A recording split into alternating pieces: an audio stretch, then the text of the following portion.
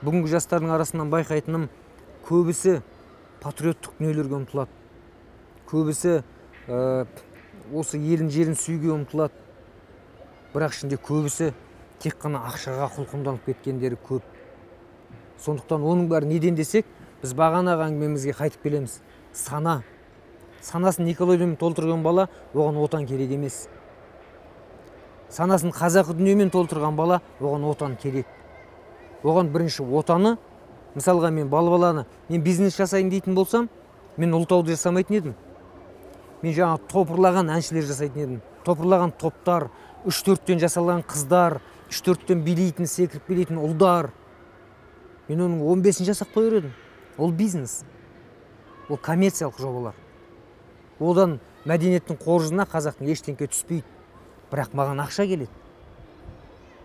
Менде 2 жыл болды, қайсын таңдап алайын? Ұлытау жасайын ба, әлде коммерциялық жобалармен айналысайын ба? Ұлытау жасасам еліме пайда, ұлтыма пайда, мәдениетіме пайда. Яғни маған да пайда. Менің ұрпағыма да пайда. Ұлытау тыңдап өскен жастар, олар мысалға Дима Биланды сұмдық деп қарамайды. Солай емес пе?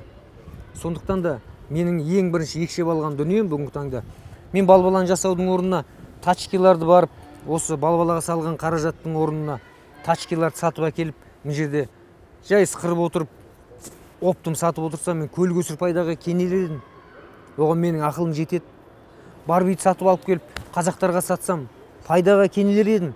Бірақ арымның алдында, Алламның алдында, ертеңгі болашағымның алдында мен не істедім деймін ертең. Өйткені қазақта мынандай өте мықты сөз бар. Өмірден аларыңды ғана ойлама, қалдырарыңды ойла дейді. Сондықтан бізге бәрімізге маңызды, ертең біз не қалдырамыз?